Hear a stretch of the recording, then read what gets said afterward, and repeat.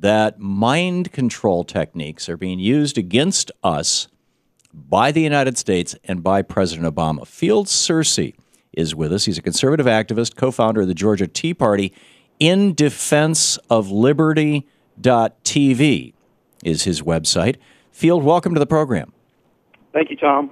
Thank you for joining us.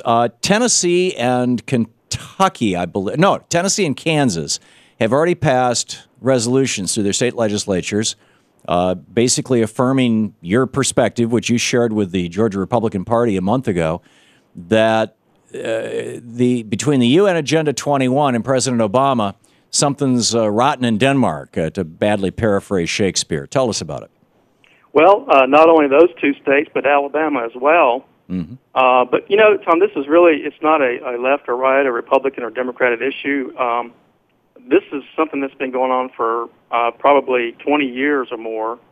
And it's been a program adopted by George H.W. Bush when he signed the Rio Summit Treaty in 92. And it was further promoted by Bill Clinton when he created the Council of Sustainable Development. And there are people on both sides. You know, there are Democrats out in California that are fighting this as well because of loss of property rights. Rosa Corey, she's written the book Behind the Green Mask. She's a Democrat. Yeah, but see, none of this has to do with Agenda 21. Agenda 21 is non-binding. It's an advisory thing. But I'm curious, and we can get into that in some detail. But you know, the word mind control pops out. What is this Delphi technique that the president is using to control our minds? Well, I never said that President Obama was using the Delphi technique to do anything. Oh, then the UN is using it? I'm sorry? What was the warning to the Georgia legislators? Who is using this technique? The Delphi technique is a method of facilitated consensus that is being used in visioning and consensus-building workshops all over the country to develop comprehensive plans for local communities. And the technique is they've already decided what it is they want to do with the zoning or plans for the community. Right. But they want to attempt to show that they're getting public input. And the Delphi technique is to basically, if anyone objects to the plans, that person is marginalized or ostracized if they, become belligerent, obviously, with the facilitator. Facilitators in these consensus meetings are a lot of times they're hired. They are not elected officials of the county that's holding these meetings. Right. And they're the ones that are using the Delphi technique. Now, I watched the video. Actually, I didn't have time to watch the whole thing, but I watched the first part of the video on your website, in defense of liberty.tv, and in which you were talking about this. You started out by talking about these women who were arrested for growing gardens. And it reminded me that back in the 80s when Louise and I owned an ad agency, well, we owned a travel agency there too, but in the years that we owned an ad agency in Atlanta, we moved into a rather upscale neighborhood up in Roswell on a little lake, which had its own homeowners association. And I remember sitting in on the meeting where they decided you can't grow vegetables in your front yard, and which seemed crazy to me. We'd spent a year in Germany back in the 80s, and everybody grows vegetables in their front yard and their backyard because they all remember the famines after World War II, and or remember the stories about them. This was promoted by our neighborhood association as a way of, they also passed a regulation that if you wanted to paint the color of your house, you had to get approval of the homeowners association. What does that have to do with the United Nations? Well, the United Nations policies are being adopted even at the local level. In the Cobb County Comprehensive Plan, the county where I live. Well, I lived in Cobb County. That's where we lived, in Roswell, Georgia. Yeah, and on page 185 of that comprehensive plan, it says that Cobb County will promote sustainable development policies as prescribed by the United Nations Sustainable Development Plan. Okay. And this is a 300-page document that has all sorts of controls on not only our land use, but our food, our water, and. But in a field in a day of.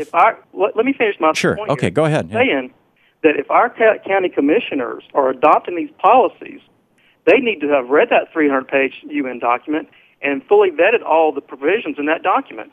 And they're signing our citizens onto this. It's being done at the local levels. Right. It's being done at the state level, and it's being done at the national level. It's not being done by the United Nations.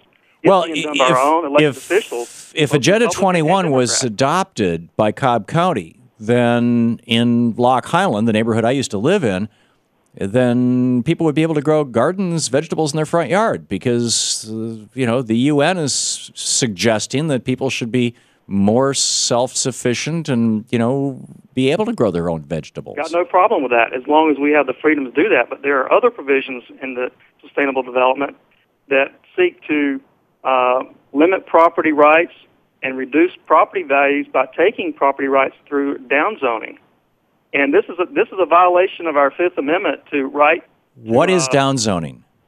Downzoning means if I have, let me give you an example. In Habersham County in Georgia, their comprehensive plan was presented 2 months ago, and one of the local citizens found out they were going to restrict building single-family homes on a minimum of 30 acres. So if you had a piece of property and the county approves this plan, right, that you couldn't develop that property for 10 lots, you could only put one house on it. Yeah, that's, So those kind of things are happening all over the country, and they got nothing to do with the UN. When I was living in Georgia or in Oregon, there was in one of the rural counties. I'm forgetting the name of the county, but it's a big wine growing area, and the people there were freaked out. The developers were coming in and buying a single winery, which might be 300-400 acres, and turning it into 10,000 homes or thousands of homes. And the consequence of that was that they were sucking up all the local water table. They were producing pollution and noise and traffic, and all these local farmers were really, really upset about it. And so they went in and forbid it by zoning. Isn't that local government doing what it's supposed to do, the will of the people who live there? Well, if the people know that's what's happening. But this is everything to do with sustainable development, and these plans are being implemented all over the country. What's wrong with sustainable? Nothing is wrong with sustainable, as long as it's not a political agenda. Okay? And well, how can you do anything that's not, if you're going to do anything through a political process, how can it not be a political agenda? Well, if it's a political agenda to control society, social justice, you can read the quotes from these people that develop these plans. So you're opposed to social justice? Property is not sustainable. That it needs to be in government control. Right. So you're opposed to sustainability and social justice? I'm not opposed to sustainable development as long as private property rights are preserved, as long as individual liberty is preserved, as long as our freedoms are preserved. So if those two things come into conflict, if you own some property and all your neighbors think that the way you're developing it is really ruining the neighborhood, who should win? You think you should, right? I think there should be a balance there. I mean, obviously, you can't do something that's your property that's going to damage other people's property. Yeah. So likewise, they shouldn't take value away from you. Typically, that's what zoning is all about. But I get your point.